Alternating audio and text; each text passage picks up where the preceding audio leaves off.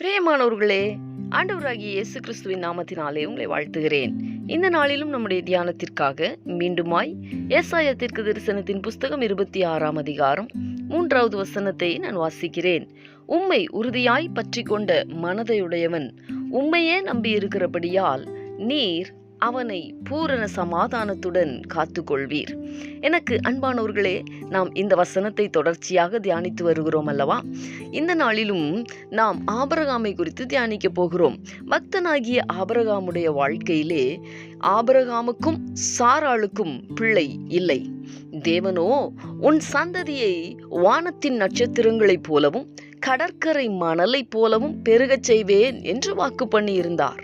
இந்த வார்த்தையை விசுவாசிக்கவோ நம்பவோ எவ்வளவேனும் சாத்தியமற்ற ஒரு சூழ்நிலையில்தான் ஆபிரகாம் அன்றைக்கு காணப்பட்டார். ஆனாலும் தேவன் வாக்கு பண்ணினதை எப்படியும் நிறைவேற்ற வல்லவர் என்பதை முழு நிச்சயமாய் நம்பினார் என்று வேதம் சொல்லுகிறது. அவர் விசுவாசத்திலே பலவீனமாயிருக்கவில்லை. ஏறக்குறைய அவர் 100 வயது உள்ளவராயிருந்தபோது தன் சரீரம் செத்து போனதையும் சாராளுடைய கற்பம் செத்து போனதையும் எண்ணாதிருந்தார். காரணம் என்ன? தேவனை, அவருடைய வார்த்தையை உறுதியாய் பற்றி கொண்டதின் விளைவுதான் அந்த விசுவாசம்.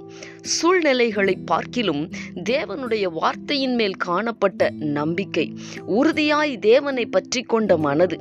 அன்பரே, உங்களுடைய வாழ்விலும் அவரை உறுதியாய் பற்றி கொள்ளுங்கள். அவரையே நம்பியிருங்கள். ஆபிரகாமுக்கு செய்தவர் உங்களுக்கும் பூரண சமாதானத்தை தந்து உங்களையும் மகிழ பண்ணுவார்.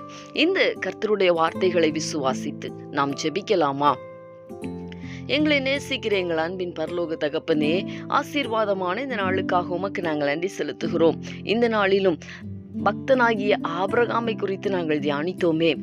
எல்லளவும் சாத்தியமற்ற சூழ்நிலையிலே தேவன் வாக்குத்தத்தம் பண்ணினதை நிறைவேற்றுகிறதற்கு வல்லவர் என்பதை முழு நிச்சயமாய் நம்பி விசுவாசத்திலே ஆண்டவரே அவர் பலமுள்ளவராய் காணப்பட்டார் என்பதை நாங்கள் தியானித்தோமே.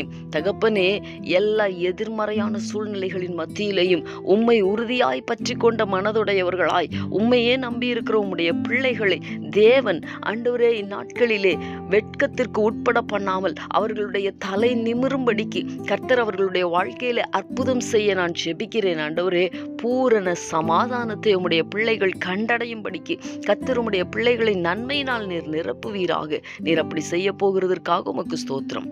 இயேசு கிறிஸ்துவின் நாமத்தில் வேண்டிக் கொள்ளுகிறேன் நல்ல பிதாவே. ஆமேன், ஆமேன்.